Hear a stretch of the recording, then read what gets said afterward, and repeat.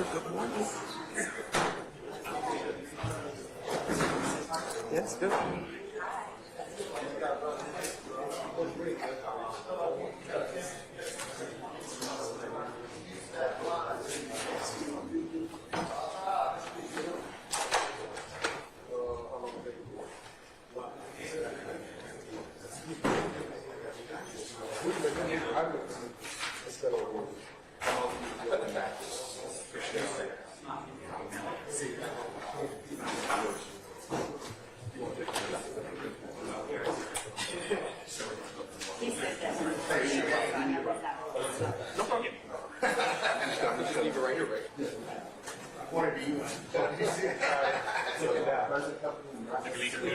Yeah, just put it down on the ground so he can do it. He got it. Yeah, he gonna take it. Push that chair. So the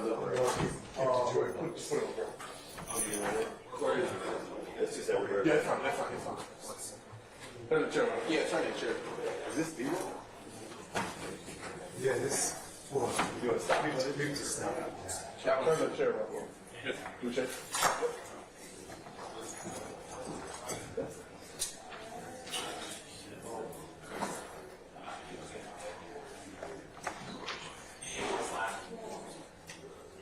All the time is it?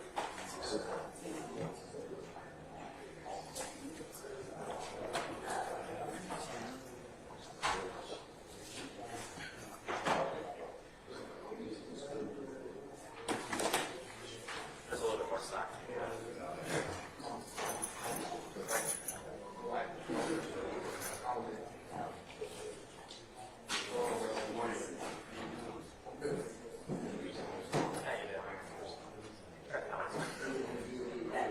This is what I'm good at. This is what I'm good at, apparently. Go on, take it. Thank you.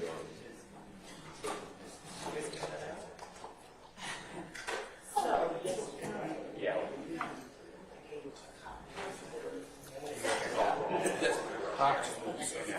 Oh, sorry. I thought it was Ingram, and I was going to say, it was nice. Right. Now they'll tell that. Making a coffee. He said, it's over.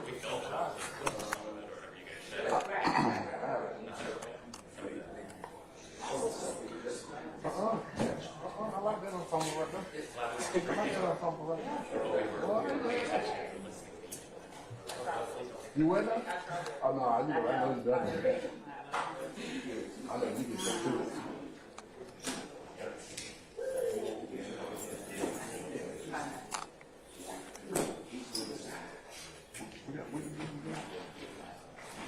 No. We got witnesses, experts, 3 microbiologists, 4 after the ruling. After the rule. Really? Morning.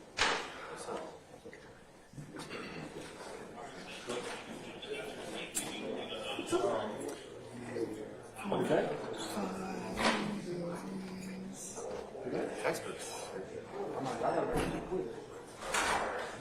Well, look, you telling me. You want me to pass out on something? Who do it? Okay. Look, man, we're not teaching. We already know we got it. Yeah, we're ready. That was the mind session that we're talking about there. Yeah, I know. Please go. At this point, because that young lady who's pregnant still, I actually I appreciate it. I appreciate it. You can tell them. Just tell me if you look.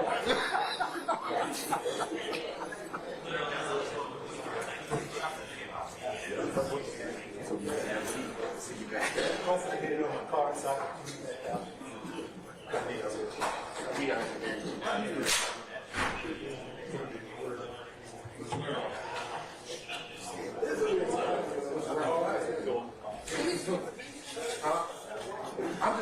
I'm just, you know, I know drill. I have to. Very much.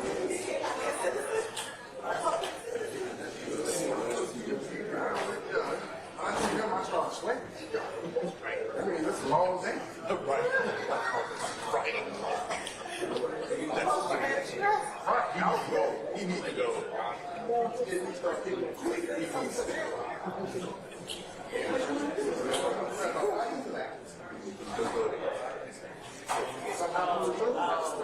Just us. Just us. I know we come so long. You look good. Yeah, you forgot. He's got no good.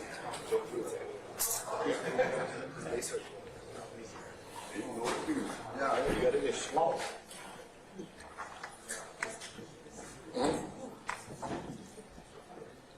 I judge everybody person that comes forward.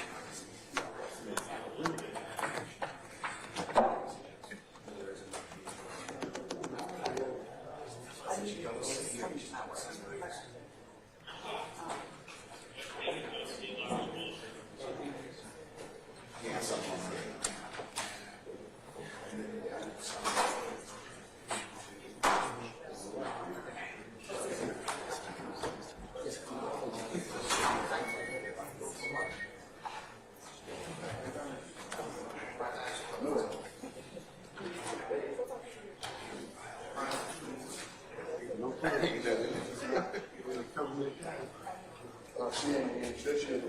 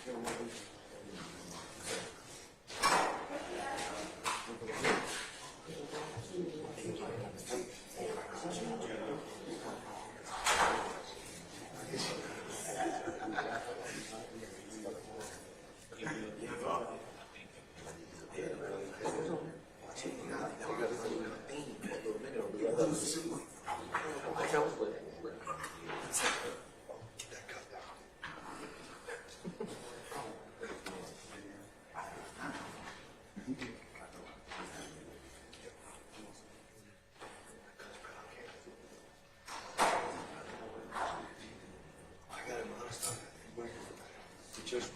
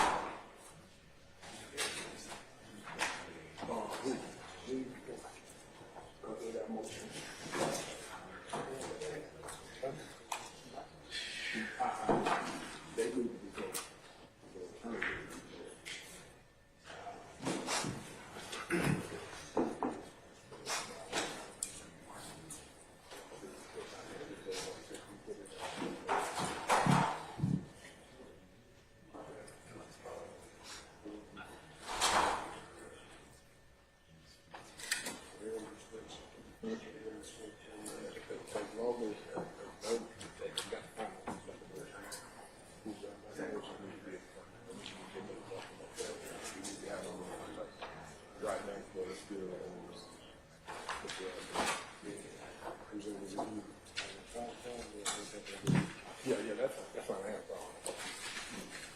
I was working, we would have like, then I brought, we were,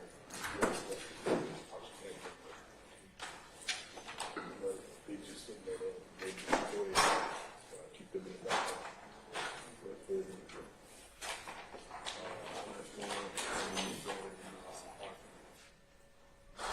They've been the ones with the motions.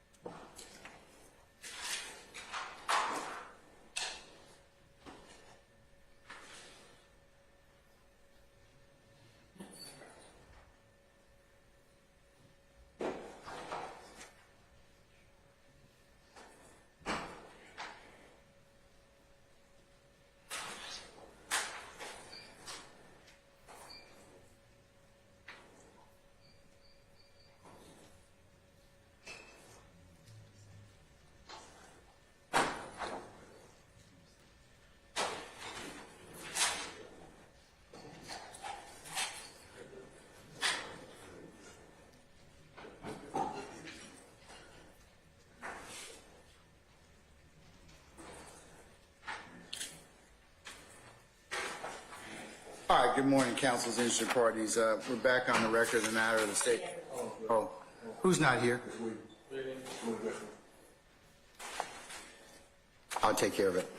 In the matter of the state of Georgia versus Khalif Adams et al. In 22 SC 183572. Good morning, Mr. Stillwell, Mr. Botts, and where's Mr. Sharp? He's on the way. Okay, all right. We'll account for him when he gets here. Mr. Williams, Mr. Steele, good morning. Good morning, Your Honor. Mr. Kendrick and Mr. Weinstein, good morning. Good morning. All right, Mr. Huey and Mr. Matthews Sr., good morning, gentlemen. All right, Mr. Nichols and Mr. Garner, good morning, sir. And Mr. Ryan and Ms. D. Williams, good morning, madam. All right. From the state, Mr. Carlson, Mr. Floyd, Ms. Love, Ms. Hilton, and once again in the cheap seats, Brown and Messer, and Mr. Uhelski. Good morning, Your Honor. Okay, okay, all right. Good morning, all. Okay,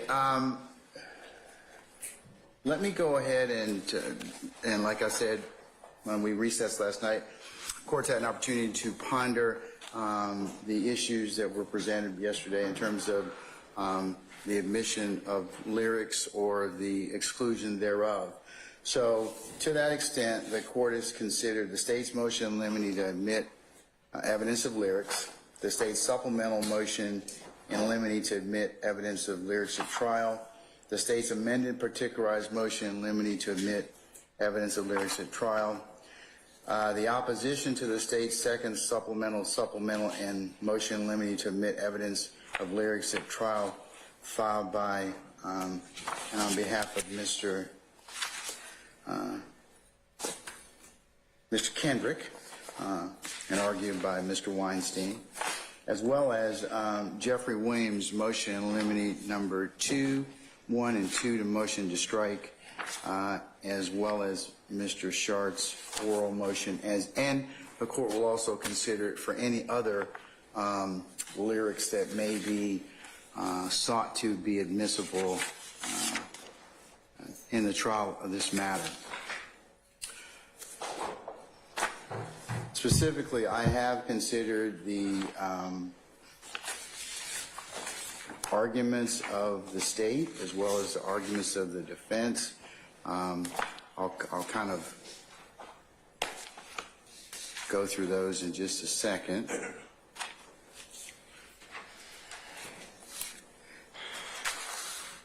The state has argued that this particular gang lyrics or evidence is admissible for several reasons. One, to show actus reus or mens rea, or other offenses under 16-14-4, 16-15-4, or 24-8-801D2 alpha, 28-8-801D2 bravo, 24-8-801D2 echo, and 24-8-804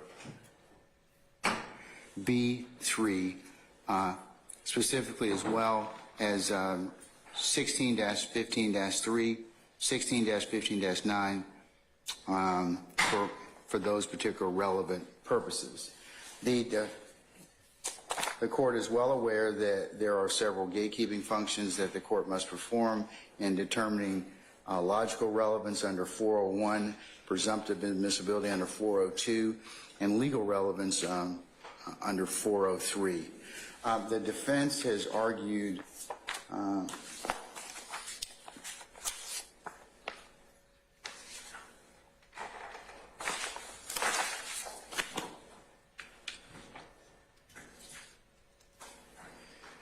that use of these particular, the admission and use of lyrics, poetry, or artistry against Mr. Williams or any of the other named defendants as appropriate in this upcoming trial would be a constitutional violation, abuse of discretion, too prejudicial and unconstitutional based on the provisions of the U.S. Constitution as well as the Georgia Constitution, and that moreover, using these lyrics, poetry, artistry, speech against Mr. Williams and others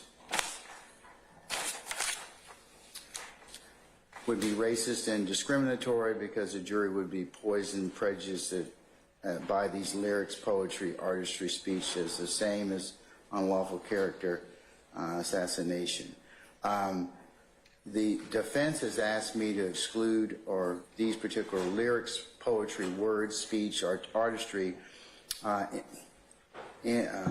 the indictment and exclusion from testimony and evidence pursuant to 24-4-401, 24-4-402, 25-4-403, and 24-4-404A, as well as the constitutional provisions as set forth in the Georgia and U.S. constitutions.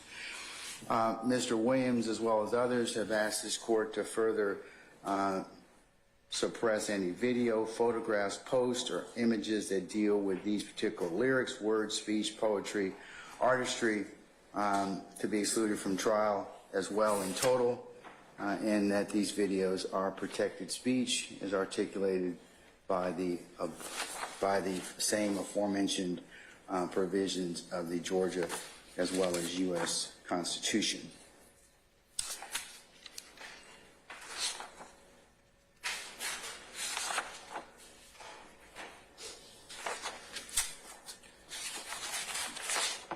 And as I mentioned, these arguments the court's going to apply as to all parties, not just the ones that argued yesterday, Mr. Steele, Mr. Sharp, and Mr. Weinstein.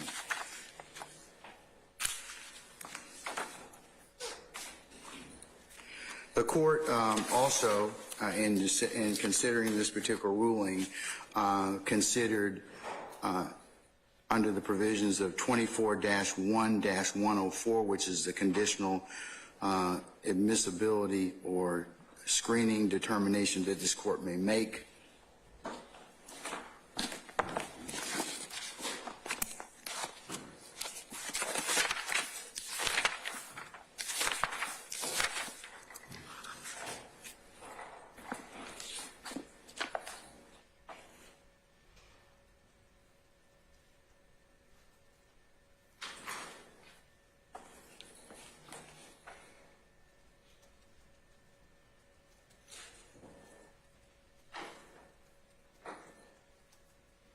And I'll cite from our code, preliminary questions concerning the qualifications of a person to be a witness, the existence of a privilege, or the admissibility of evidence shall be determined by the court subject to the revisions of the subsection B of this, and that's when relevancy depends on the fulfillment of a condition of fact. Court shall admit it upon or subject to the introduction of evidence sufficient to support a finding of fulfillment of the condition. So if I have to look at A before I can get to B, but it also mentions that subject to the revisions of subsection B of this code section, in making this determination, the court shall not be bound by the rules of evidence, except those as respect to privileges. Preliminary questions shall be resolved by preponderance of the evidence standard. And then B covers the relevancy of a condition of fact so in this particular circumstance, the court's just making a preliminary admissibility determination.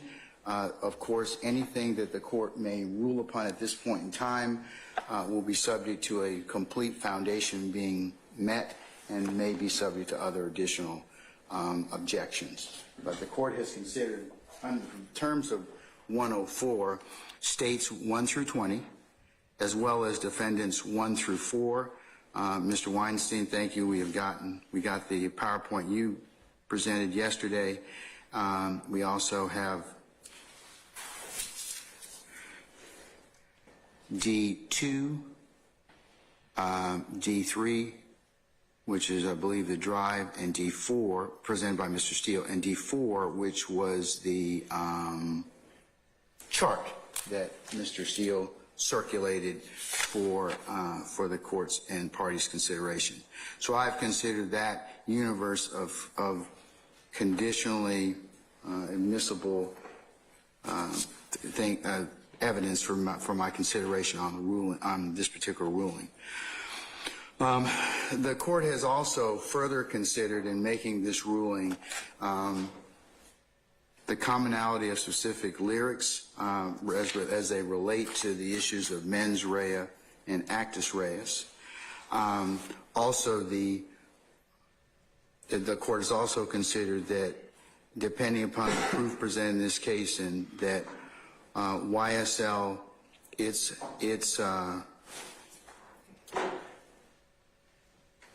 and testimony that may be relevant of the gang's organization and or strength would be relevant. The court has also considered that these particular statements are being offered to show the elements of the offenses and not the threat or conduct is not being prosecuted, but these particular lyrics can be associated with different things that the court mentioned that the state has proffered in States 19. As it pertains to the First Amendment assertions raised by Mr. Steele and Mr. Weinstein and Mr. Sharp under the First Amendment, the court has in fact considered Carpenter among other cases that were cited for the court's consideration yesterday, and that these lyrics, that rap lyrics are relevant, and they must, that the court must conduct a 403 balancing test, which it shall. In terms of the First Amendment analysis that Mr. Steele suggested I needed to conduct, I do have to conduct that, and I have conducted that in looking at the use of the statement, or is it being admitted for a proper purpose. I know that Mr. Steele argued very eloquently yesterday about it being character or improper character, propensity. It's not being admitted for improper character, as that would fall under, the court would certainly screen it under certain other evidence standards. And the propensity argument that was made yesterday, this, as mentioned by the state, this evidence is not being admitted saying that Mr. Williams and any others did these things before, so they do them again. So I'm dissuaded as to the propensity argument. As it pertains to the issue of mental state, argued under 27-7-404B, expert witnesses, if qualified, may draw conclusions about intent as long as they don't state that this is the defendant's intent. So to Mr. Matthews, and your continued argument about that, and Mr. Steele as well, as long as those experts do not cross that particular line, those particular things would be relevant. I've also considered United States versus Smith at 918 F. 3rd 825 that, assuming a foundation can be laid, certainly, and if it's within this can of expert testimony, that certain terms or technology, or terms and or symbols or signs may be appropriate and relevant, giving meaning to gang determination. And then, so for those particular reasons set forth therein, the court is going to admit for the limited purpose thus far, the state's request to apply the evidence statute as written. I'm going to conditionally admit particularized lyrics, and those lyrics are found within States 18. There's 17 sets of lyrics. They're from pages 41 through 49 of States 18. 41 through 49 of States 18. Submitted for the court's consideration yesterday. Those specific statements, the court will admit. I'll conditionally admit those pending lyrics, depending upon or subject to a foundation that is properly laid by the state or the proponent that seeks to admit that evidence. And to that extent, I have also considered the Taylor, White, Torres, and the Commonwealth versus Knox cases, and I find this to be that the conditional admission of these particular lyrics are proper. I would just ask the state, or just remind the state, if any other lyrics are sought to be admitted, that I'd have to go through this same analysis, and if you would do so prior to us putting a jury in the box, that would certainly be helpful. And I'm going to deny the defense's motions at this point in time as to the reasons that they have alleged. And I'll note that there'll be a continuing objection as to those. Mr. Carlson, could you or you and Mr. Floyd prepare a suitable order for my signature if you would float that to your colleagues across the way? And Well, Mr. Floyd and I are prepared to, Your Honor. May I inquire of the court as to one scheduling matter? yeah, sure.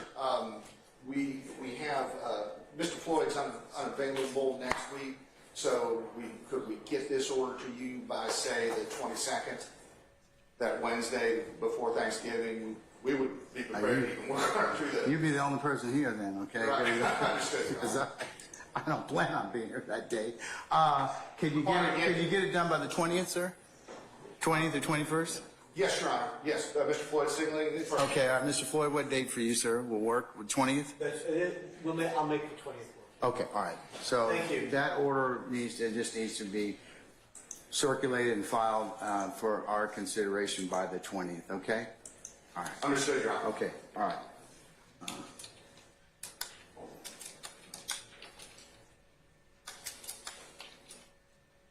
Your Honor, can I ask a question? Even if I tell you no, you're still going to ask it anyways, Mr. Steele, so go right ahead anyway. That's not true. No, go ahead, sir. What does he want to ask me? Good morning. Good morning, sir. Happy holidays, everyone. Can I ask the court, but it's also asking Mr. Carlson, Mr. Floyd, would you be good enough to include the exact lyrics that you had in States 18 in the order, just so it's for the ease of us later to use? Yes, that would be appropriate, Mr. Floyd, because I want to make sure I got those, and I believe that there are 17 sets or 17 lyrics that are applicable between pages 41 through 49. Those are the ones that I'm going to preliminarily admit. Understood, Your Honor. And we planned on being specific in the order. Okay, all right. And Your Honor, just for clarification of the record, as to the opinion evidence, it's 704B is the rule the court was Yes. cited. Yes, sir. Yes. Okay. All right, gentlemen, unless there's anything else that pertains to this particular, and ladies, and this particular motion, I'm going to move on to some other things. Christina, let me make sure I've got everything here.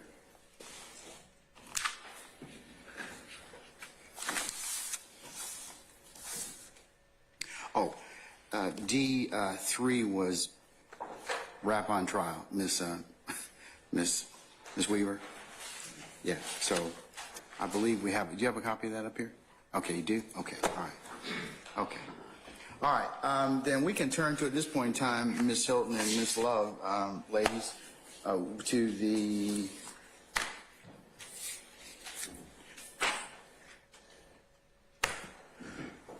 motions,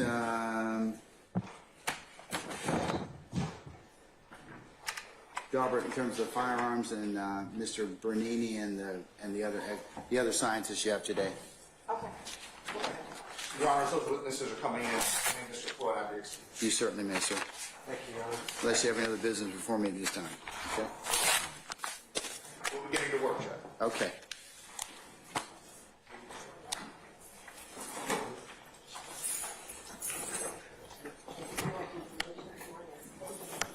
Okay. Let's go ahead. Recording this.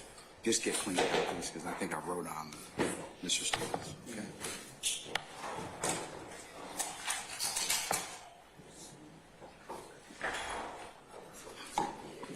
I wrote on that some of them. I'm sorry. You inviting the West? You inviting the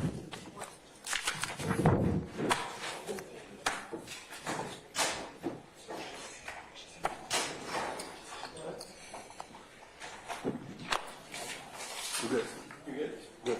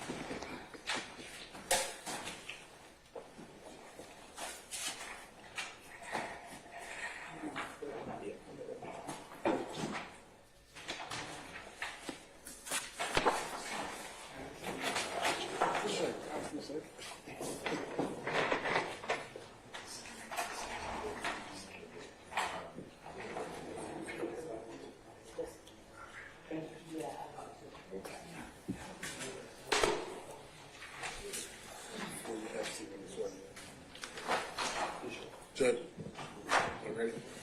You ready? I haven't called him in yet. But I will. Just give me a second. James Beard. I know you spelled it.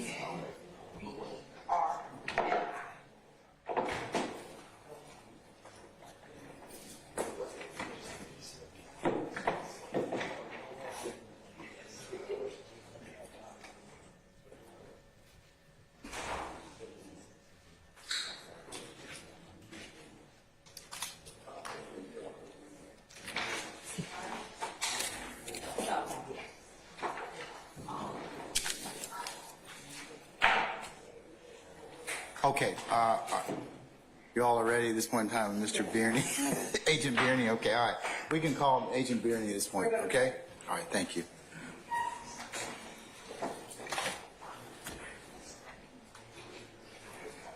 Agent Bierney, good morning, sir. Sir, if you could please approach the witness stand. Once you get there, be so kind to turn and face Deputy and be sworn as a witness before you sit down. Yes, sir. Raise your right hand and swear firm testimony you give the truth, whole truth, nothing but the truth. I do. Absolutely. I got it.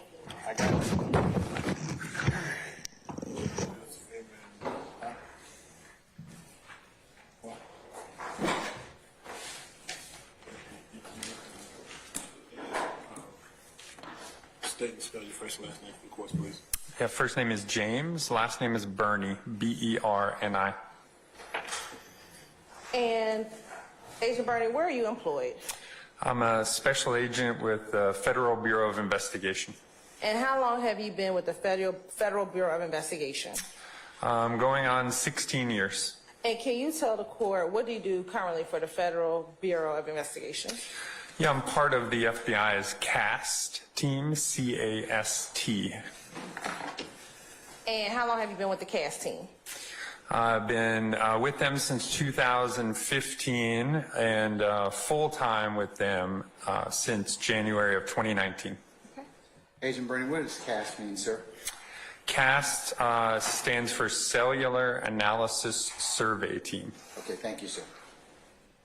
And you said you were with them part-time in 2015. If you could tell the jury a little bit about your 16 years at the Federal Bureau of Investigation. Yeah, so I came into the FBI in 2007, spent the first 10 years approximately up in Minneapolis working violent gang cases as part of the Minneapolis Safe Streets Violent Gang Task Force.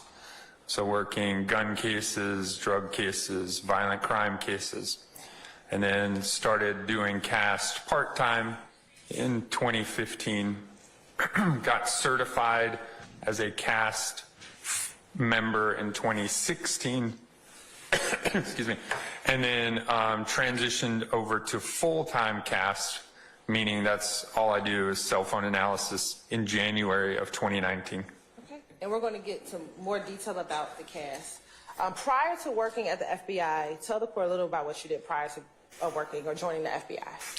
Yeah, I spent 10 years active duty in the United States Army. The last 6 years, I worked military intelligence, specifically at the National Security Agency, or NSA, where my job was to track Department of Defense high-value targets using their communication devices like cell phones, satellite phones, things like that. And did you, while in the Army, did you receive any type of training to do your job with the Army?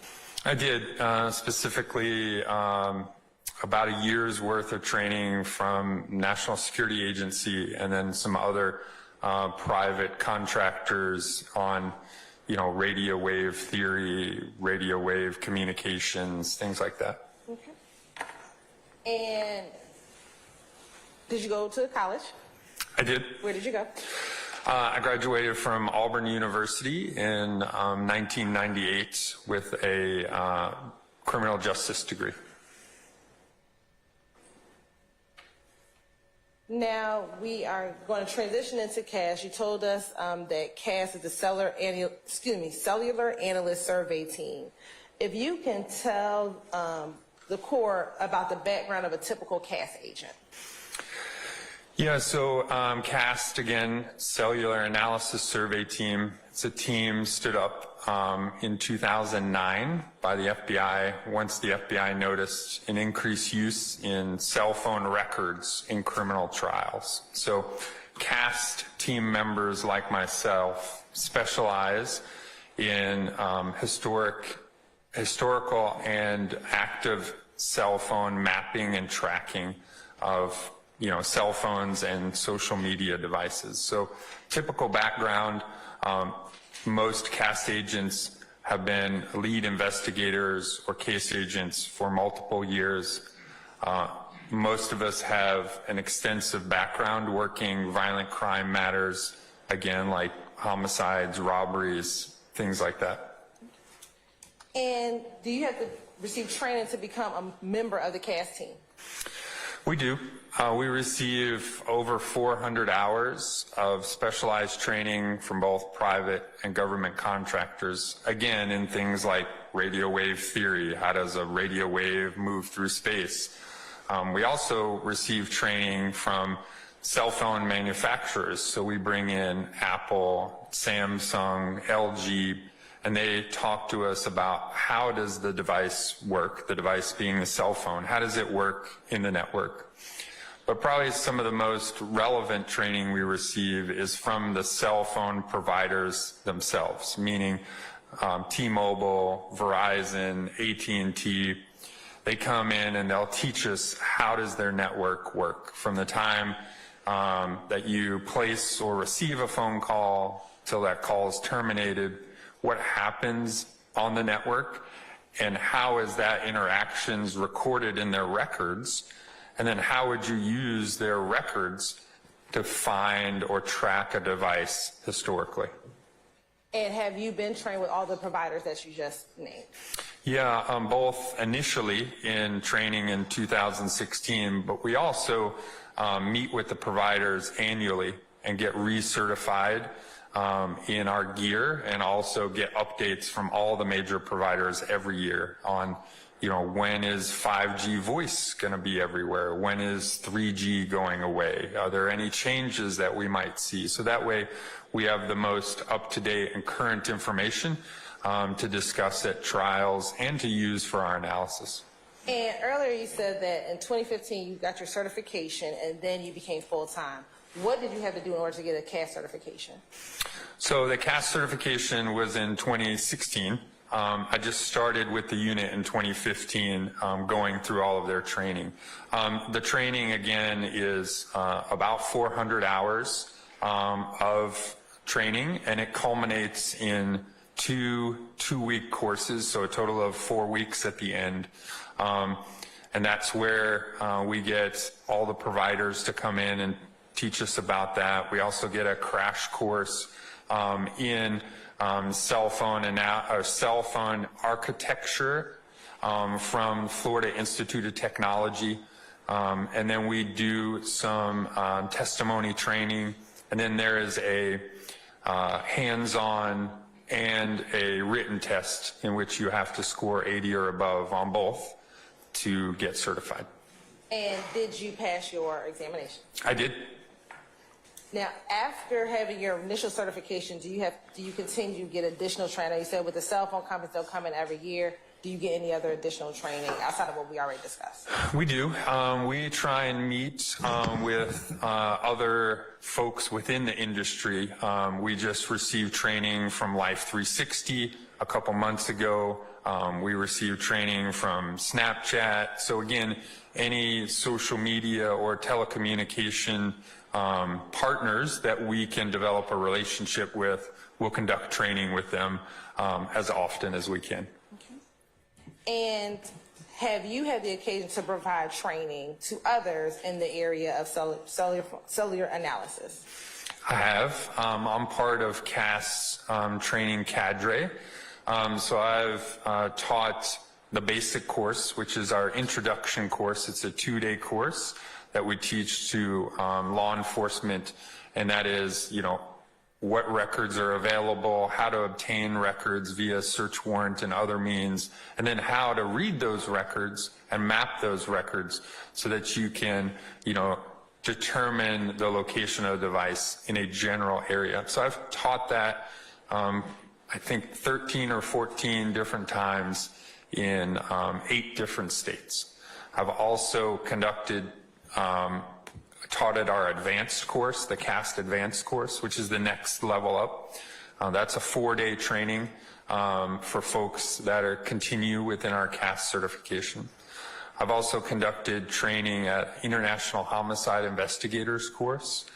I've also been a guest speaker on CAST and cellular analysis in London, England.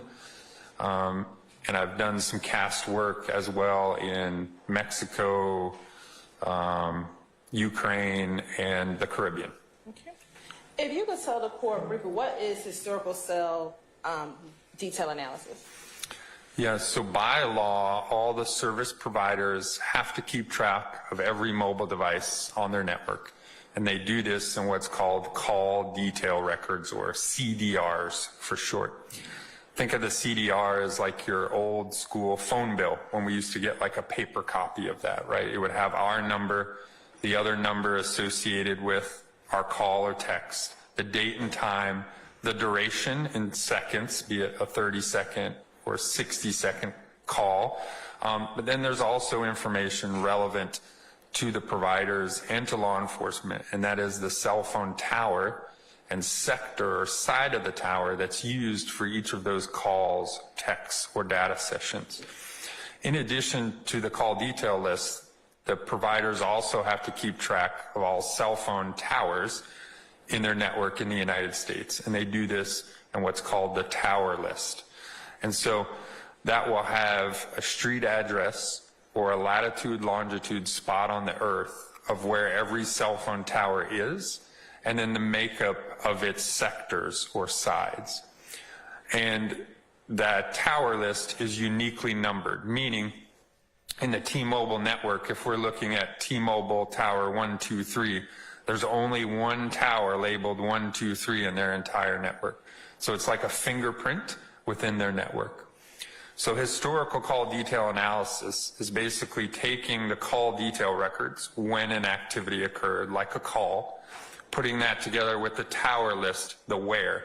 And by putting those two things together, we can get a general location of where a device is when it had an activity, like a call, on the network. Okay. And approximately how many times have you performed historical call detail analysis? But this has been my full-time job since January of 2018, so probably 1,200 times at least in various cases. Okay. And you said in various cases, generally what type of cases have you had the occasion to do some historical call detail analysis? Yeah, most of them are violent crime cases, homicides, kidnappings, but I also have used this in runaways, suicidal individuals. Anytime that you need to locate a device, you can use this technique. I'm also in charge of, or handling, all the Amber Alerts for Georgia, Alabama, and the Panhandle of Florida. So anytime a missing kid gets reported, CAST, in particular me for Georgia or Alabama, handles the cellular analysis portion. Now, you are a special agent with the FBI. Are there other agencies that can request your services? Yeah, so we assist any local, state, federal law enforcement partners. Again, I've also done some overseas cellular analysis cases as they've come up and been requested. In your experience in doing CAST for the last couple of years, have you ever had the occasion where, or you've conducted an analysis where a person accused of a crime has been eliminated or cleared as a result of your findings? Yeah, absolutely. So I do a lot of analysis, obviously, for departments in Georgia and Alabama. And a lot of times they'll send me the cell phone records for an individual and say, hey, this is our main suspect.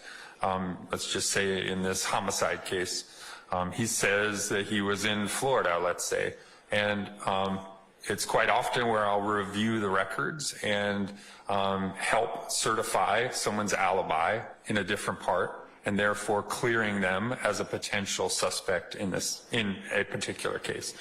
And have you testified as an expert, specifically under the Daubert standard, previously? I have. Where? Let's see, Georgia, Alabama, Florida, North Carolina, Virginia, South Dakota, Minnesota, Tennessee. I think that's it. Okay. And have you also testified as an expert in state court? I have. Okay. And in federal court, how many times have you been qualified as an expert? In both state and federal? Yeah, I think 66 times. Okay. And everything that we just discussed so far, is that contained within your CV? Yes, ma'am. All right. Permission to approach? You may, ma'am.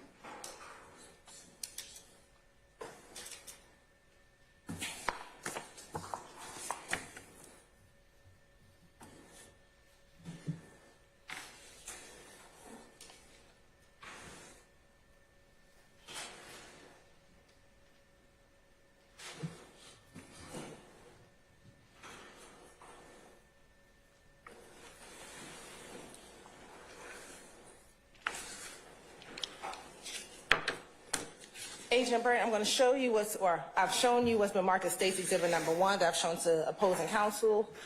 Do you recognize Stacy Exhibit number 1? I do. And how do you recognize Stacy Exhibit number 1? This is a copy of my latest CV. Okay. And is that a fair and accurate depiction of your latest CV? It is. And does that CV contain generally what we just discussed about your training and experience in your education? Yes, ma'am. Your Honor, this time to say what I tender Stacy Exhibit number 1 into evidence. Any objection to S1 for purpose of motion? Not for purpose of S1's admitted. Thank you, Your Honor. Now, we've talked about kind of what historical call detail analysis is. If you can tell the court, when you receive a request to do historical call data analysis, if you can tell the court what is the methodology that you use in order to conduct that analysis. Yeah, again, it's taking of the call detail records or the records for the phone and putting that together with the tower list. And by doing that, again, we can see the activities on the call detail list, when a call's text data sessions were made, and we can see where those were made based on the tower list locations of the towers and sectors. And so that's basically the methodology of historical call detail analysis. And are you able to tell exactly where a phone is or a general area? Just a general area. And your analysis, is that analysis or methodology generally accepted in this particular area of expertise? It is. Are there any papers or articles supporting the analysis that you utilize? There are. If you could tell us about it. Yeah, so there's this first is a scientific working group on digital evidence. I think it was produced in 2014. That specifies, again, historical call detail analysis as a reliable technique or methodology used. More recently, there was an article put out by the Institute of Electronics and Electrical Engineers, the IEEE. I believe that report was in 2020 or early 2021. And again, it also stated in there that historical call detail analysis was an accurate way of depicting a general area for where a phone was. And when you conduct your analysis, are your analysis peer reviewed? They are. Why is that? Yes, so the peer review process is basically I create my reports using the methodology discussed, and then I send the same records and my report to another CAS certified individual who will then create a report and then compare his report against my report to make sure that there was no fundamental errors, you know, maybe transcribing a 6 and a 9 or things like that. So that way we're presenting verifiable and repeatable facts during our trial testimony or using that in our analysis. And prior to the peer review, do you have just a draft report prior to your peer review? I do. I create a draft report, which then we use to go over with the district attorneys or whoever requested the report to verify that the time period that I analyzed is what they need for trial. It's not maybe too voluminous, and we're focusing on the facts that we need. If there's any other key locations, we may add, you know, a location of interest that just came up during, you know, the investigation or whatever. And then once the report has been, you know, reviewed by myself and the requester, at that point, then the report will be sent for peer review and finalization. Specifically as it relates to case 22 SC 183572, were you asked to analyze phone records and various incidents associated with this case? I was.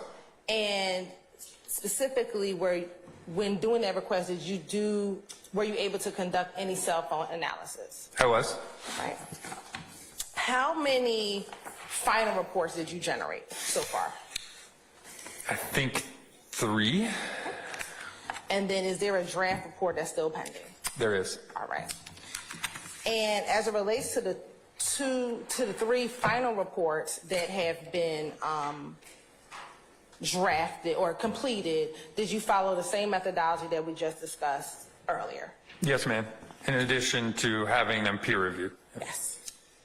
Permission to approach.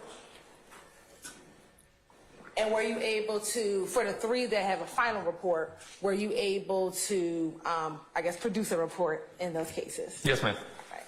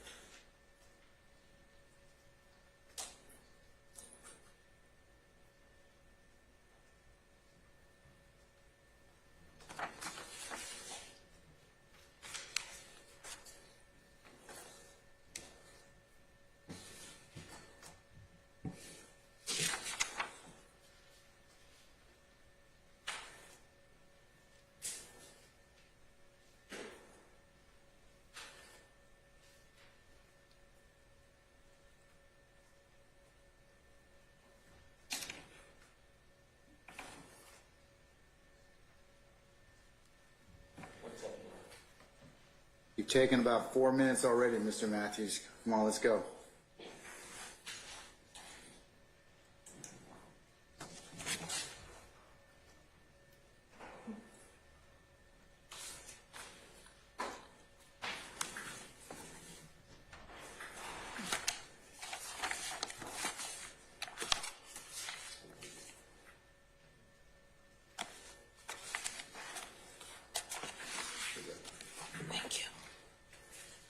permission to approach, Your Honor? You may. Thank you.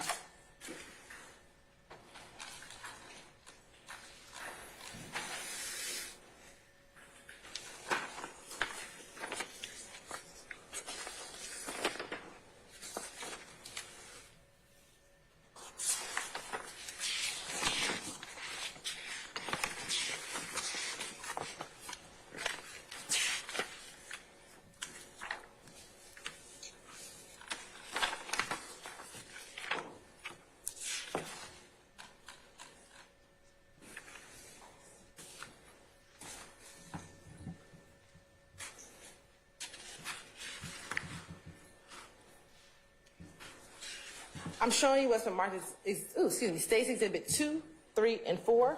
Do you recognize State's Exhibit 2, 3, and 4? I do. And how do you recognize State's Exhibit 2, 3, and 4? These are printouts of my 3 final analysis. And specifically, were you asked to do an analysis in an October 12, 2020 armed robbery? I was. Or 2021 armed robbery, excuse me. Is that State's Exhibit number 2? October 12th, 2021. Yes. And then were you asked to do another analysis for an October 1st, 2020 armed robbery? That's correct. And then last, were you asked to do an analysis in a March 14th, 2022 homicide? Yes, ma'am. All right.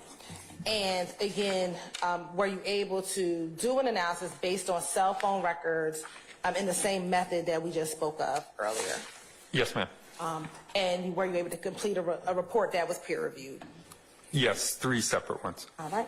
Your Honor, at this time, for the purposes of this hearing, the state would like to tender State's Exhibit 2, 3, and 4 into evidence. Any objection at this point in time? All right, they're admitted. States 2, 3, and 4 are admitted for the purposes of this hearing. Thank you, Your Honor. And now, were you asked to do some cell phone analysis on a homicide from January 10th, 2015? I was. And were you provided particular records in order to conduct that analysis? Yes, ma'am. Currently, have you done a finalized report of that analysis? I have not. And why not? Well, again, as previously discussed, in between the draft and the final version is when we discuss the time period, the locations in the report, and making sure that all relevant information needed for trial is there. But again, also to tailor it to make sure it's not too voluminous or too narrow and focused. And in order to have that continued conversation, if there are more slides needed or less, will you use the same methodology as far as the plotting of cell phone records in order to finalize this report? Yes, ma'am, the exact same. Okay. And will anything change outside of maybe moving the time slides from some of the other information contained in the report? No, ma'am. And right now, that's a draft that has not been peer reviewed as of yet. It has not. Okay. But it will go to peer review. Yes, ma'am. All right. Your Honor, may I approach? You may. Yes.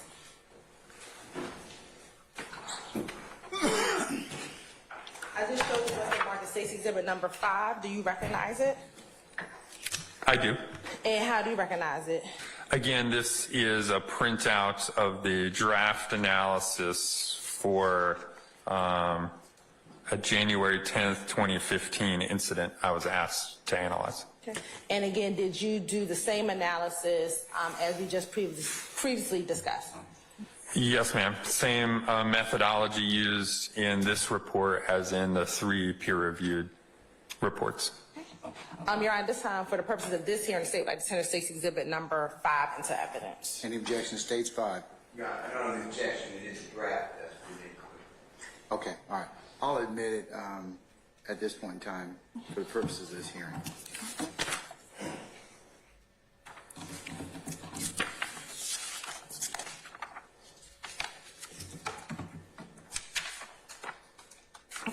Your Honor, I have no further questions at this time.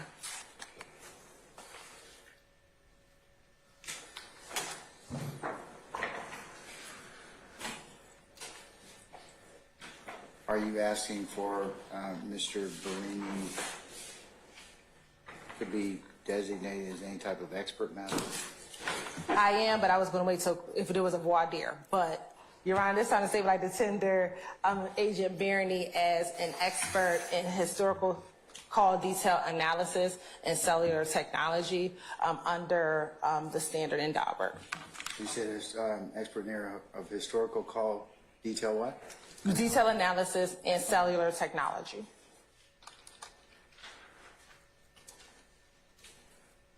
All right, thank you. Thank you. Cross, anybody? All right, Mr. Seal. Good morning, sir. Hey, good morning, sir. Have you ever been not accepted as an expert in the field of,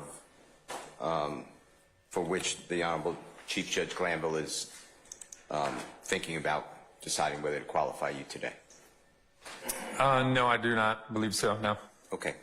And when, on this case, did you first have contact, or your teammates, I don't know how it really works, to get involved in the analysis? And I'm really speaking, you could speak to anyone you want, but I'm really focused on the last exhibit, so I'm assuming it's Exhibit 4, but I may be wrong on the number. The draft one? The draft one. There you Yeah, 5. go. Okay, thanks. This was at the same time as all the others. Okay. So I don't recall a specific date of when the request came over. It has been, it's been a while. I would say probably a year, maybe. Just my recollection. I don't have the exact date. When did you complete the draft report in Stage 5? Well, this draft report, as it is, I believe is my second draft of this. And again, it's, it's a process. Once I have the request, I get the records, I produce a draft. And then at that point, there's discussion to make sure with the requestor to make sure that I'm covering all of the relevant information needed for their trial or their whatever, to include locations. So that there was an initial draft put out, and then there was some discussions about maybe needing some more time, or could we look at, I think we added the trip or an additional phone trip down to Miami, or the trip that was added, the analysis was added, and then this draft was produced, and then there's some discussion ongoing as to do we have everything needed as far as the phones analyzed, the time periods, and then any key locations going on right now. And who is the requestor in this case, if you know specifically? Miss Love. Okay. For this specific case. So the case came in together as one lump case, but then I've been speaking to Miss Love in particular about this one. And that goes back over a year? Is that your memory or further, or your? Yeah, I think the initial request was over a year ago. When was the initial draft report? Shortly thereafter. I might have taken a month to put it together based on, how busy I was at the time. Again, I don't recall, and I don't have a date on these drafts, so. In year 2022, it sounds like the end of that year. Best estimate. I think that's fair, yes. All right. What records specifically were you given totally to do State's Exhibit number 5, the original draft, as well as the current draft? And if they change over time, please just let us all know. Yeah, so I was given cell phone records for a number of devices, and I can't recall off the top of my head the total number. For the whole case, meaning the 3 completed analyses and then this one. And then it was decided to break them up into different analysis. And so as far as what records were provided, we can see in my analysis, there's a number of phones, 1, 2, 3, 4, 5, 6, 7, 8, 9, 10 for the draft analysis, 10 different phones. So that would be call detail records from each of those devices, tower lists associated. So anything that came back to the requester after a search warrant was served for each of these numbers at the time of the request. I want to talk about that for a minute. Were you given what came back pursuant to a subpoena or a search warrant, court order? The provider. Not directly to me from the provider. So it typically goes to the requester, whoever got the search warrant in that office, and then those records are sent to me afterwards. Do you have the, and I don't know what the right term is, but I call it a legend or the key on whether they're using UTC time or Greenwich time, or you have all that? Yeah, that's included in the return, but then it's also included just in our training. Okay. You didn't provide that to the state with the draft report, did you? The key? Yeah. No, that would be part of the documents that come from the provider after the search warrant. There should be like a explanation sheet, I think is what they call it. Sure, otherwise they don't really make sense. You need their legend or whatever the key. Right, to someone who hasn't reviewed them before, they would need, they would need the key in order to show what time zones they're in, or what columns are the towers, which ones are the sectors, things like that, yes. When you do the, you get feedback, I don't know what the right word is, but on the draft report before you send it for what you call peer review, do you ever meet with somebody like me who represents somebody who has the phone number that you're, one of the numbers you're targeting? I have. Okay. How do we do that if that's an appropriate question for today's hearing? Just contact you? I would imagine it's an appropriate question. Yeah, you just contact me. My information is on my CV. The best way is to email me first. I'm not in the office very often. I do a lot of travel. So if you email me, my email address, I'm pretty sure it is on here. Actually, it may not be on here. If not, you could get my email address through the attorney's office, and then email me, and we can set up a time to do a telephone review of any of the things contained in this report or in any of the reports. Thank you. Thank you very much. Okay. Were there some records you were given that were omitted, and when I say omitted, intentionally not put on your draft report of number 5? No. Any phone records? I mean, not, so I received a bunch of phone records, and I think records for different phone numbers more than that were included on the report here. So this report was tailored to, let's just say, and don't hold me to the exact number, let's just say I was given 25 numbers. This report counts 3, 6, 9, 10 numbers. So they may have said, hey, for this incident, we're only interested in these 10 numbers. Okay, so you took instruction from the requester, who's the prosecutor's office. In which phone numbers they wanted reviewed for each of the incidents. Even though you had more documentation. Yeah, I may have additional phones that might have records during this time period that weren't reviewed for this particular one.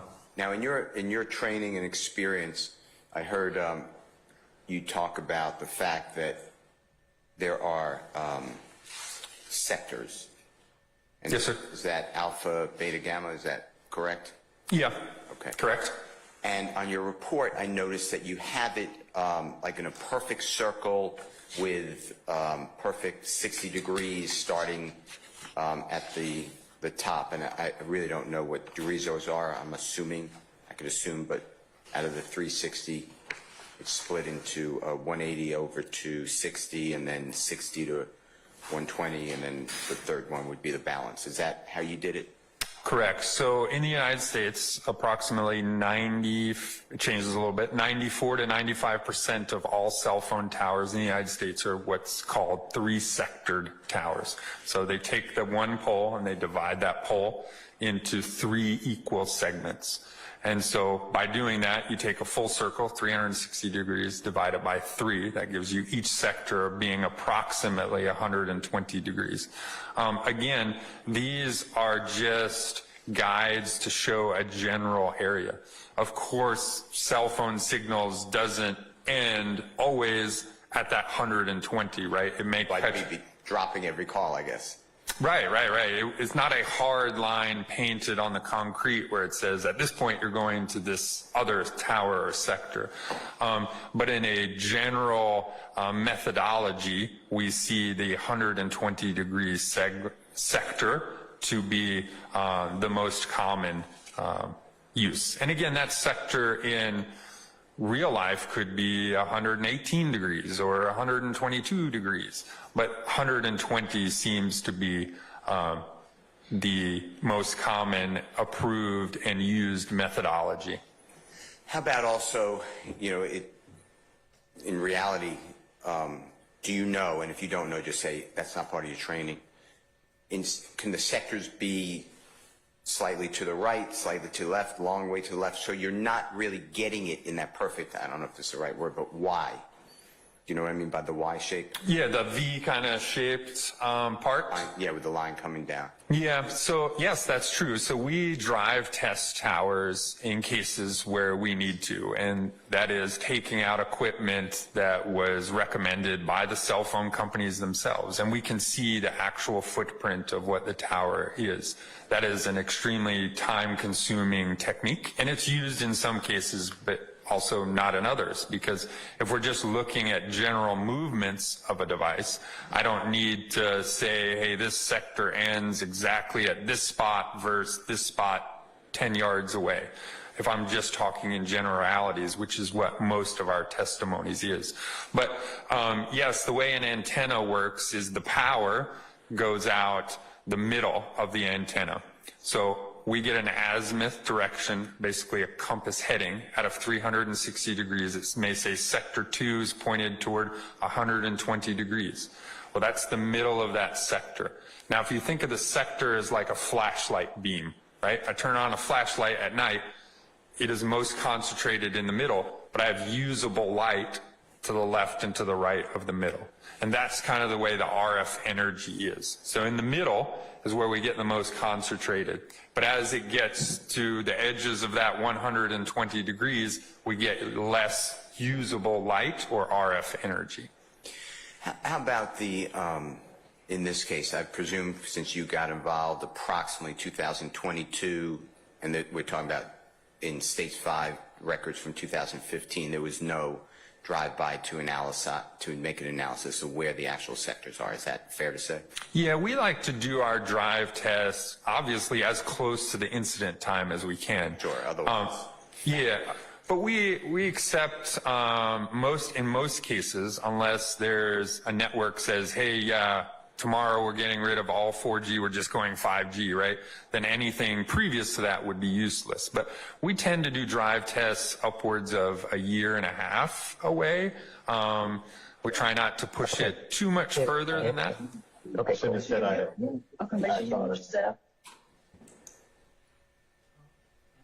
Were you finished? I was, yeah. Okay. May I continue, sir? Yes, you may, go right ahead. Could you get, from these records in 2015, more like what I would call GPS coordinates, where we're talking about within, 4 to 5 feet? You cannot. No, so there are more advanced records used now. They're called timing advanced records, and that is basically when a phone is checking in with the network, we can see the tower, the sector. We can also see the distance that the phone was away from the tower and sector. But those records are voluminous. Like because of that, the providers don't store them very often. Like 30 days is the most any provider will store timing advanced records. They don't store any kind of GPS information, nor can a lot of the providers even obtain GPS information. Did you speak with any, and I know there's several records that you have, and I'm really only focused on states 5. Okay. Did you obtain any information on each cell tower that's applicable to your draft report or the original draft report? How many miles of coverage they had in 2015, January 10th? Yeah, so there's no such record even today. Even today you can't do that? No, so I can't go to the provider and say, hey, I'm really interested in tower 1, 2, 3. Can you tell me how far that goes? And they'll say, no, we can't. We could drive test it. And that's what they say, hey, why don't you guys, if you want to know the footprint of the tower, why don't you go drive test it?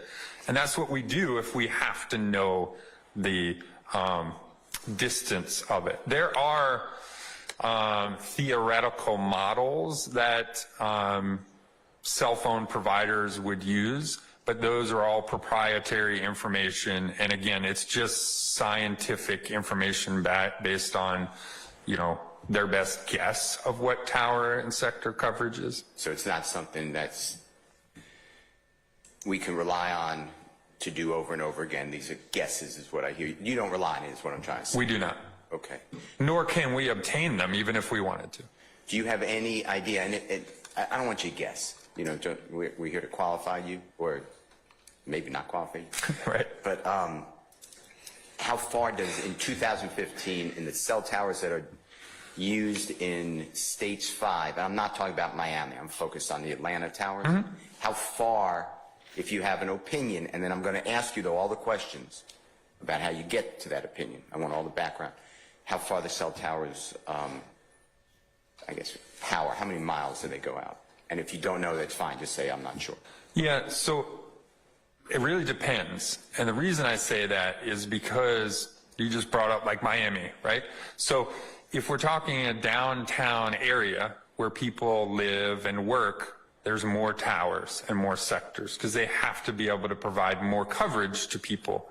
So towers are closer together. And so therefore those coverages are smaller.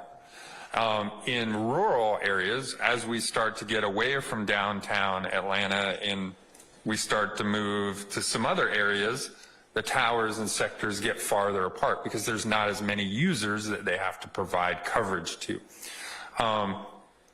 If we think about it like a sprinkler system, right? If we're putting a sprinkler system in our yard, we want everywhere to get water in our yard. We don't want anywhere not to get water. So in order to do that, we have to overlap some of our sprinkler heads. So we might have the sprinkler head on the right, shoot a little bit into the sprinkler head on the left's area. So that way there's coverage everywhere, there's overlap. Well, that is how they build cell phone network architecture. They want to make sure that there's overlap between adjacent towers or sprinkler heads. So that way, when we drive down 85, we don't drop a call every time you go from tower to tower.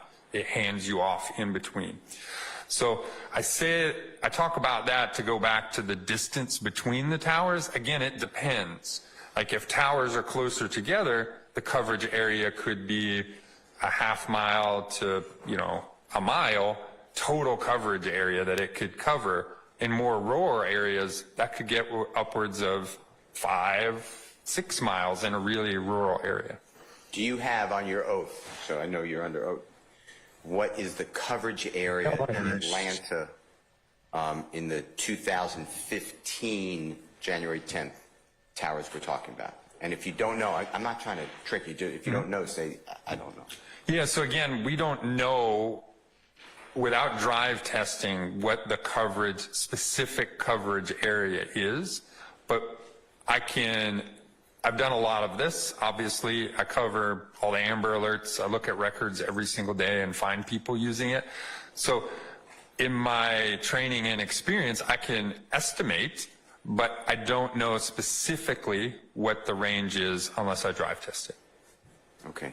And were you doing this in 2015 where you were analyzing the records, or did you start in 2019? So I started analyzing records in 2015 for the FBI. I had done it previously in the Army, but in 2015, I was working for the FBI, and that's when I started analyzing records. I became certified, CAS certification in 2016. Okay. How about the tower's working condition, repairs, things like that? Do you have any idea on States 5, what conditions those towers were in? Well, we know the ones that were used were operating because obviously they were annotated in the records and used by the device. Now, as far as towers and sectors going down, during our training, we go to switching stations, which a group of towers is called a switch. And so we go to various switching stations and meet with the managers there. And their job, they tell us, is to, obviously provide coverage to as many customers. And if they have a tower and sector that goes down, it's an emergency and, has to be fixed immediately, unless like a hurricane comes in and takes towers out or something. But for the most part, towers and sectors don't go down very often. But really the biggest thing is we know what towers and sectors were used because those were used in the records, and therefore we know those were operating. Okay. I want to thank you so much for what you do for everybody. Thank you, sir. Thank you, Your Honor. Any further examination? All right. At this point, may we excuse Agent Barini for the purposes of the motion? Yes, if the court is going to qualify him as an expert. All right, given the court's testimony, and given the testimony the court's heard at this point in time, the court will qualify Agent Barini as an expert in historical call, cell data analysis, and cellular technology. Thank you, Your Honor. Yes, Mr. All right, Vernon can be excused. Agent Barini, we're going to go ahead and excuse you at this point in time. Appreciate your patience with us. Don't discuss your testimony with anybody except the attorneys in this case, okay? Yes, Your Honor. All right, thank you, sir. Thank you, sir. All right. Excuse me, Your Honor. Could we have a brief bathroom break? I knew you were going to ask that. Just wait. I was just seeing how long you could hold out for. All right. We're going to take 10 minutes. We're in recess.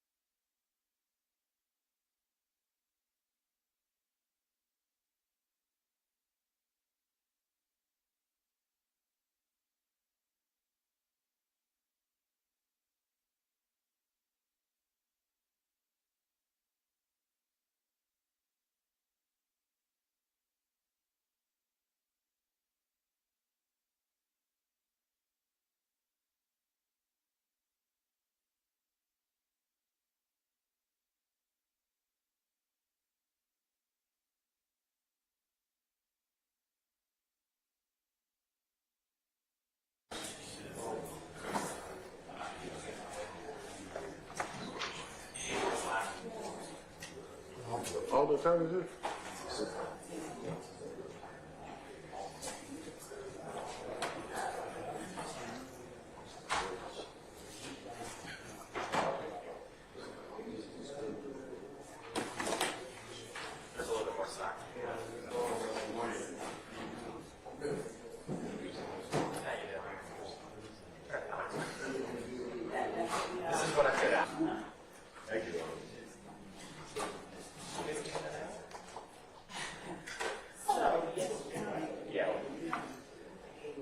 I'm making my coffee when he said, it's over.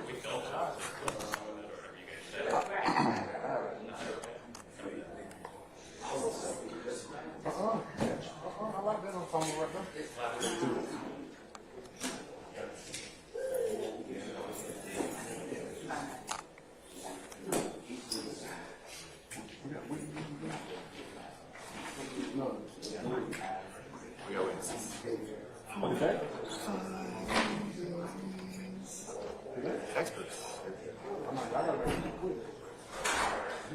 Well, look, you don't, you want me to pass out on something?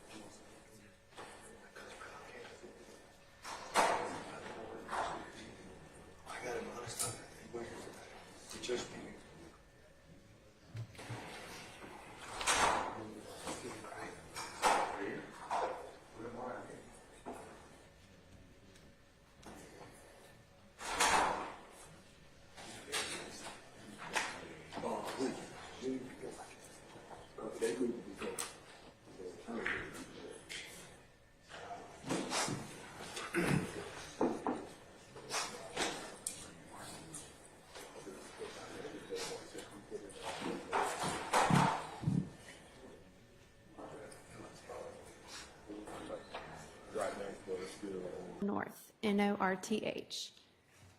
And Miss North, no, Miss Camp, sorry. That's okay. Apologize. Where are you currently employed? I am a school teacher. Okay, how long have you been a school teacher? This year is my first. Okay, and prior to deciding to go teach our children, where did you work? I worked for the Georgia Bureau of Investigation in the Division of Forensic Sciences as a firearms and tool marks examiner. I was there for about 6 years. Okay. And if you can tell the court about your education and training, starting with where you went to college. I have a bachelor's degree in biology from the University of Georgia. When I was hired with GBI, I underwent a 17-month training program that covered ammunition manufacturing and development, firearms manufacturing and development, muzzle to target distance determination, serial number restoration, and the majority of my time was spent on the comparison microscope, comparing bullets to bullets and cartridge cases to cartridge cases to determine if they were fired from the same firearm. In addition to that, I have toured various manufacturing plants where they make the firearms. I have toured plants where they make the tools that then go off to the manufacturers of firearms. And I have successfully completed armorers courses with Glock, FN, Smith & Wesson, and Springfield. And I was a active member with the Association of Firearms Toolmark Examiners. And have you completed the armorer's course for Fabrique Nationale? Yes, that was FN that I mentioned earlier. Okay, and Smith & Wesson? Yes. Okay. And you just talked briefly about the training that you receive at GBI. What does that GBI training consist of? I know you said it's about 17 months. What do you learn, and what are you actually being trained on specifically? Basically from the ground up with firearms and ammunition. So the history of the different firearms and how they're made and where these marks are coming from that we're actually looking at on the microscope. The majority of that time was spent on that comparison microscope, which is a compound microscope for where I look through the oculars. I can see what's on the left stage and the right stage at the same time. So the training also consists of testing, and at the end there is a competency test and a mock trial. Okay. And did you pass your competency exam? Yes. And did you successfully complete your mock trial? Yes. After completing your competency testing and the mock trial, is there any supervisory case period in which you have someone supervise your casework? Yes, so once training is completed, there is a period of supervised casework. Mine was about 6.5 months. So I worked cases, but I worked directly under the supervision of the technical leader at the time. And I know we spoke about some of your Armor Corps certification. Have you had any additional training outside of the GPI while you were working at the GBI? Yes, so I attended the Association of Firearms and Toolmarks Examiners, a couple of meetings with them, and then also continued to tour manufacturing facilities for firearms, in addition to the armorers courses as well. Have you given any presentation on firearms or firearms analysis? Yes, I have. And what type of presentations have you given?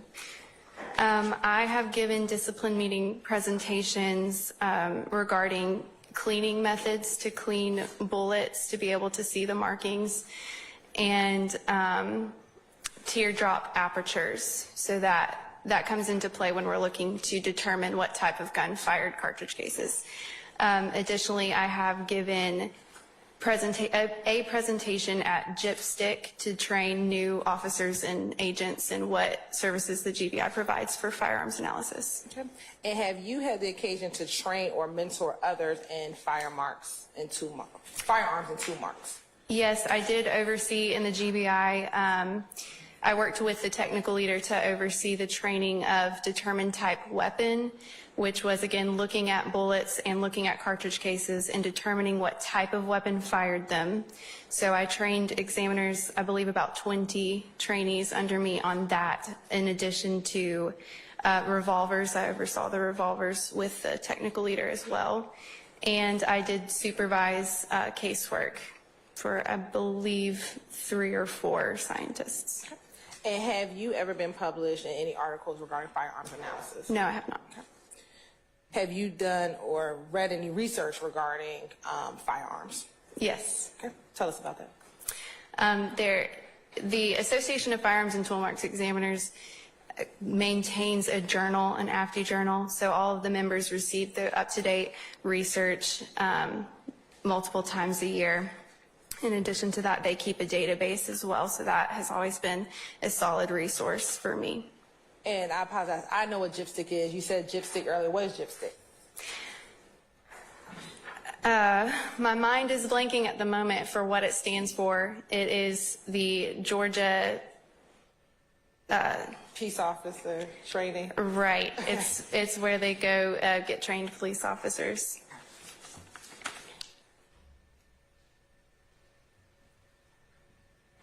While you were working with the GBI, approximately how many cases have you analyzed dealing with firearms? I didn't track that, but based on yearly averages, probably about 400 or 500 cases. And have you ever been qualified to testify in the state of Georgia or in the federal courts in the area of firearms examination or any other area dealing with firearms? Yes, I have. About how many times? 38 in the state of Georgia, and no, I apologize. 39 in the state of Georgia and 1 for federal court, still in the state of Georgia, but in a federal court. And do you have a CV or resume? Yes, I do.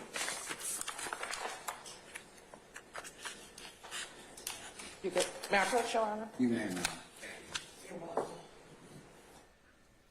Thank you. Thank you. I'm going to show you what the mark of State's Exhibit number 8. Do you recognize State's Exhibit number 8? Yes, I do. How do you recognize State's Exhibit number 8? This is a copy of my CV. And does your CV accurately reflect the information that we just discussed a few moments ago? Yes, it does. All right. And is that a fair and accurate representation of your CV or your resume? Yes. Your Honor, this time the state would like to tender State's Exhibit number 8 into evidence. Any objection? All right, states, and then for purpose of motion. Thank you. Is the GBI an accredited crime lab? It is. Okay. And do you know, are you aware what organization is responsible for accrediting the GBI crime lab? It is accredited under ANAB, which stands for the ANSI National Accreditation Board, and it also follows ISO 17025 standards, which are international standards. And does the GBI have policies and standards that firearms scientists and examiners have to utilize when doing firearms training? Yes, they do. And are those policies codified, either like in an online portal or a book? Yes, they are. Okay. And prior to being able to test firearms evidence, do scientists or firearms examiner have to know those policies and procedures? Absolutely. As a firearms examiner, what are some of your job duties and responsibilities? They vary case to case depending on what is needed in each case, but typically we are looking at bullets from autopsies and cartridge cases found on the scene to determine if they're fired from the same firearm. When no firearm is submitted, we look at something called class characteristics, which I can describe later, that will tell us information about the type of gun that fired it so that we can therefore generate a report on what it is consistent with being fired from. When a gun is submitted with the evidence, we will create test fires of that firearm and compare them microscopically to see if that was the gun that was used in the incident. Additionally, we can do serial number restorations. We can do muzzle to target distance determinations, which is just determining how far away the firearm is from a target at the time that it was fired. And yes, that is basically what we'll do, and we'll generate reports, and we do verification processes and stuff like that. Okay. As it relates to a few cases for which you're here for, a few case numbers, 22-1007-212, 22-1008-698, and 2023-1001-777. Were you asked to do any testing as it relates to firearms? Yes, I was. Okay. And what type of testing were you asked to do? I apologize, I would need to look at a copy of my report. Yeah, I mean, approach. You may.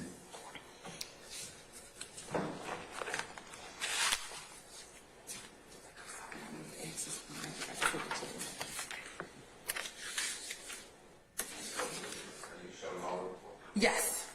I'm going to show you what's been marked as State's Exhibit 9, 10, 11, 12. Take a few moments and just review those.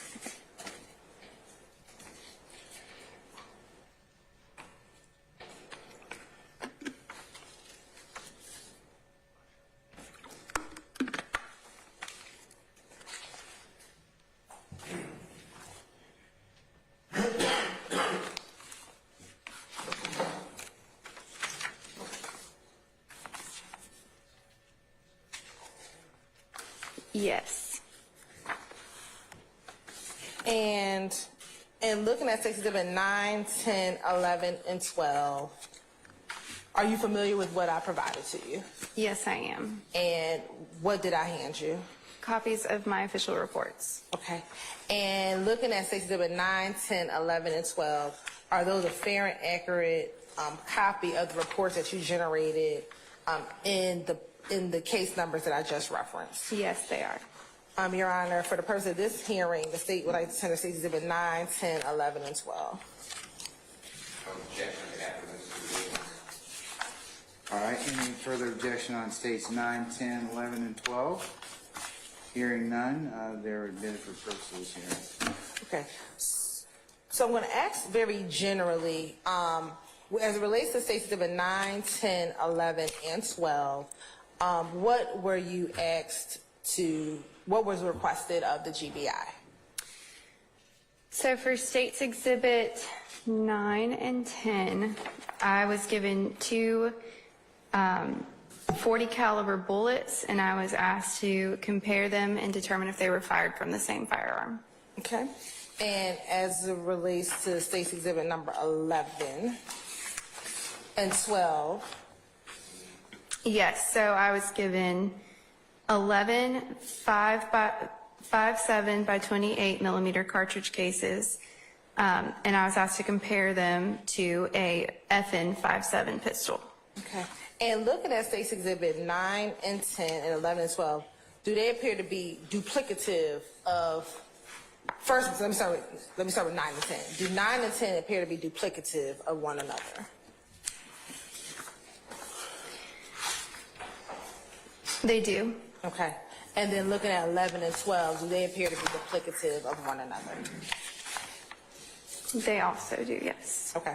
And if you can recall, or if you need to look at both, were you asked to do the same comparisons by two separate agencies?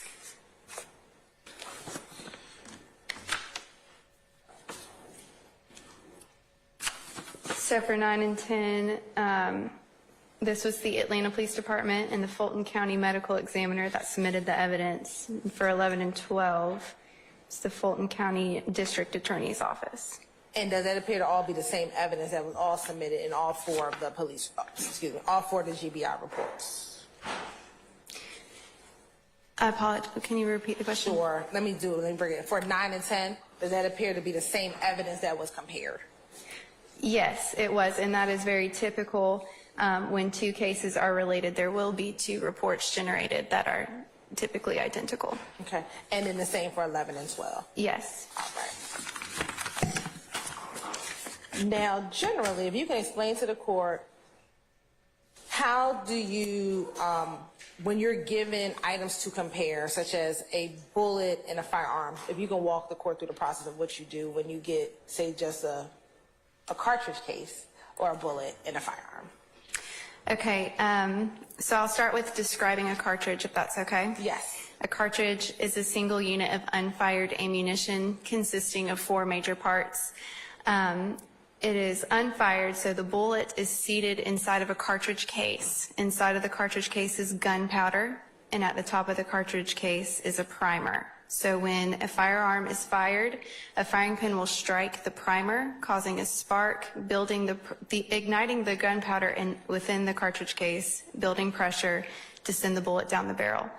For every action, there's an equal and opposite reaction. So the cartridge case itself is slammed up against the back of the breech face of the firearm under high pressure as well.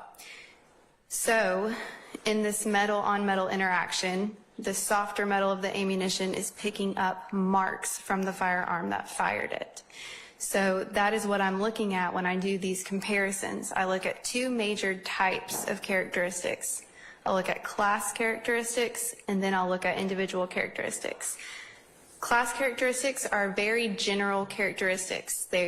How is the bullet rifled? How many lands and grooves are there? What direction is it twisting?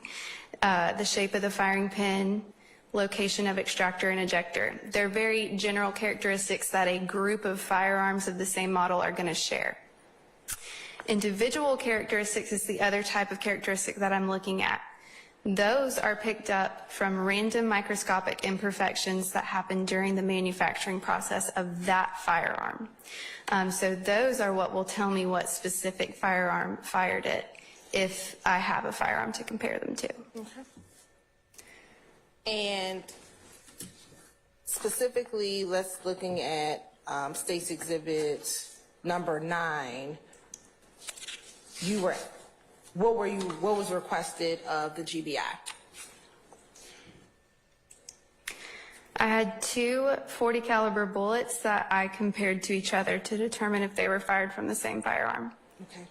And once you did your comparison, or were you able to compare those two bullets? Yes, I was. Okay. And once you compare those bullets, what's the next step after your comparison? When I'm finished with my comparison, I will then give it to a second qualified examiner, and they will do their own independent comparison. That is called the verification process. So every microscopic comparison goes through 2 examiners. We will confirm that our answers were the same, and they were. So at that point, a report is written. And so I will write my own report. I'll have a case file I'll put together with my notes and report and everything. And when I go to draft it, a third qualified examiner will then peer review the case file digitally.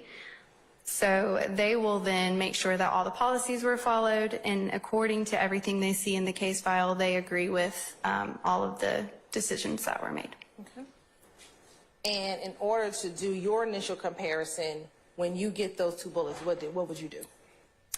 I would first determine the caliber of the bullets, and then I would determine what class characteristics each one has, how many lands and grooves were there, so forth. And then if they agree, if their class characteristics agree, then I'll microscopically compare them for their individual characteristics to determine if they were fired from the same firearm. Now looking at State's Exhibits 11 and 12, but they're duplicates, what were you asked to do with the items submitted in State's Exhibit 11 and 12? I was asked to determine if 11 cartridge cases were fired from a FN pistol. Okay. And how would you go about doing that testing? I would first analyze the cartridge cases and determine the class. If the class agrees with the pistol, then I would then move forward with the individual characteristics to determine if that was the pistol that fired them. Okay. And once you determine whether or not they had the same class, and then determine if you had to compare with a firearm, would it then go through that verification and peer review stage as the other testing would have went through? Yes. Right.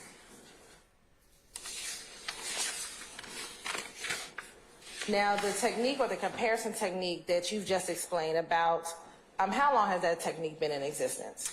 The comparison microscope was invented by Calvin Goddard and Philip Gravel around 1925. And to your knowledge, do other crime labs use the microscopic telescope? Yes, they do. And has this technique itself been subject to peer review and publication? Yes, it has. And has there been ongoing research regarding this area or this technique? Yes. And does this technique enjoy general acceptance within the scientific community? Yes, it does.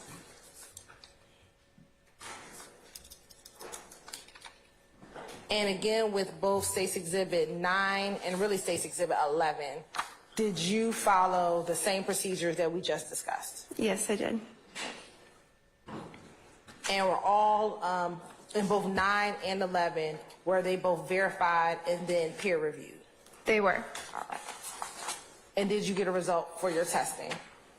Yes, I did. And is that published in those reports, State's Exhibit 9, 10, 11, and 12? It is. Your Honor, this time the state will move to tender Ms. Angela Camp. as an expert in firearms and tool-mark examination and analysis based on her experience, qualifications, and the reliability of the science and how it was applied in this case. All right, any voir dire of Ms. Camp, you were formerly known as Ms. North, is that correct? Yes. Okay, all right, just want to make sure, okay. All right, anything? Just very brief. All right. Thank you. Good morning. Good morning. When you mentioned what you call peer review, Yes. is that a coworker of yours who is looking over your work? Yes. And when you said that they look at the digital file, are they looking at the evidence that was submitted to the GBI for testing or just your reports? They will look at the case file. If you know. Yes, the case file includes photos of the packages when they initially came into the GBI. Then they also include photos that I take during my analysis. So the peer reviewer is assigned to look at all of it.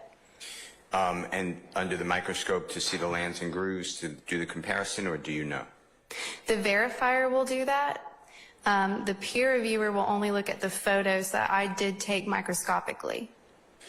Okay, let's just start with the photographs. Are they able, that quote peer reviewer, are they able to ascertain whether your work is correct, or are they just looking to see that you took the photograph, if you know? Oh, they do look to make sure that they agree that what they see is a representation of an identification or elimination, depending on what was called. Yes.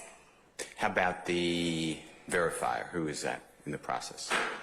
That is the second examiner that will look at all of the evidence themselves under the microscope once the primary examiner is finished. So they take every microscopic comparison and they'll go look at it and form their own conclusions.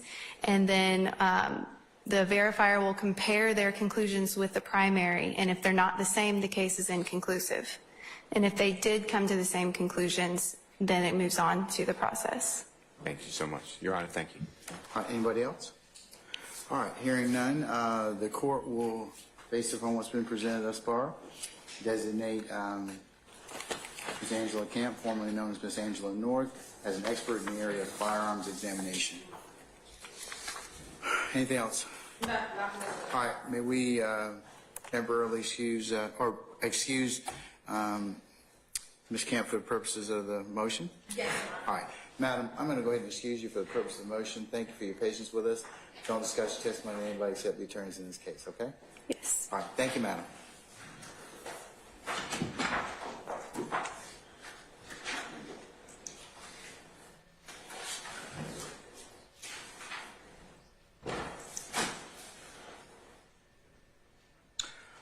All right, Ms. Hilton, the time being almost noon, might be appropriate to take lunch as the court has some unrelated business I need to take up during the lunchtime hour.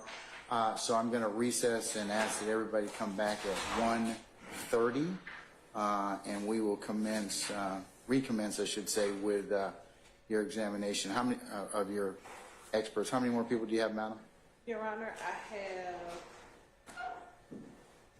I have 3 left, Your Honor. There is a 4th firearm examiner. Neither the examiner or the verifier, because we were trying to bring the verifier here, are available. So we would ask, this is testimony that if it could come in right before or right during trial. It's a firearms examiner, so the science is a science that is not unknown, that is a science that has been utilized for years. It'd be similar to this testimony here, as both the firearms examiner and the verifier work for the FBI. And so we believe it would be a determination of qualifications versus the science itself. And so we would just ask if that individual, which would either be Zachary Weitzel or Kyle Willis, to just, if we have to have the dialogue, be right before they testify. I'm okay with that as a court, but I would ask that you do that at least 2 weeks prior so that I could potentially get them in to testify, because, as you know, we take up 30, 40 minutes just doing somebody that's not of any consequence, or is there's not going to be too much contest about that particular witness. But so I'd like to do that maybe at a time period that I don't have our jury here. I've excused them, and we can take up that and other ancillary business. So 2 weeks prior, okay? Yes, Your Honor. Related to that, I'm going to ask you just, have you all sent my administrative order to your witnesses as of yet? We have, Email, okay. I would ask that you email anybody that you have that you're going to go ahead and, because your subpoena is only good for a term, as you all know. So, but I need you to put everybody else on notice that it's me telling you, don't put yourself in a position of going on vacation or whatever else, that, we will, that I will have told everybody they need to make themselves available, okay? Yes, Your Honor. Okay, all right. Okay, then I'll see everybody back at 1:30, okay? We'll be in recess until that time. All right.